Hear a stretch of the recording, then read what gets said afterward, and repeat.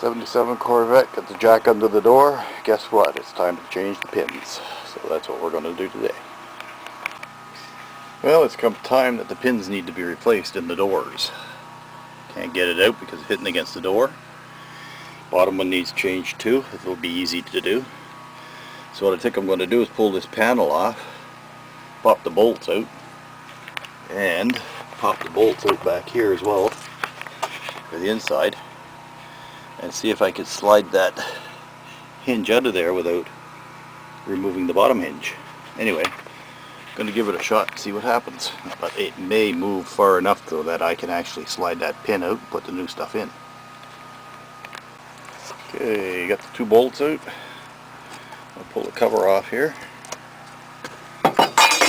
See in there's 4 bolts. Okay, so all the bolts are out. It's nice and loose.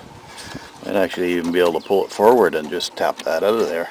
But what I'm going to do is I'm going to let the door down a little bit with the jack and see if that actually pulls away from the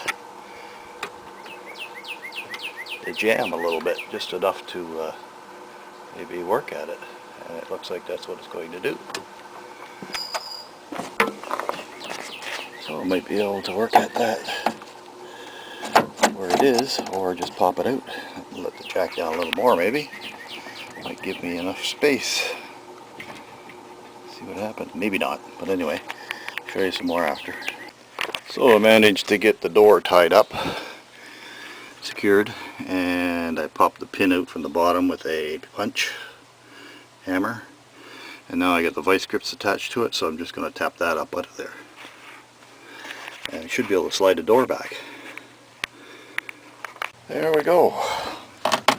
Got it out. Bottom I can change. Wire's not stretched too bad. And for you people with a really nice paint job, you probably want 2 people to give you a hand just to keep the door away from the fender. For me, well, this paint job really needs to be done. So it doesn't make too much difference. I can just touch it up after because the paint job is pretty bad on this car. And now I can actually get at the bottom as well. And while you're at it, you might as well take these shims out because they're going to fall out anyway, and hang on to them because they'll have to go back in. Keep an eye on your shims. There's one wider on one side than it is on the other. Make sure you get them back in there right. So there we have it. We didn't have to pull the panel off the door. And that's how simple it, well, it wasn't simple, but I mean it wasn't too bad. We put it all back together and we're done here. So the pins are changed. It's actually a lot nicer now. There's no play on the door. You can lift on it, the whole car moves. When you put that back together again, don't slam your door, just let it close easily.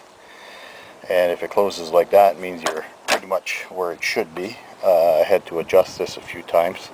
And all you got to do is just loosen up the bolts in here and perhaps in there as well on the back side of that hinge. Where I didn't take the lower hinge out, I didn't have to do any adjustments there. And once I loosened them off, the door fell a little bit and it just happened to fall into the right location. And that's all there was to it. So there is a little bit of an adjustment once you get the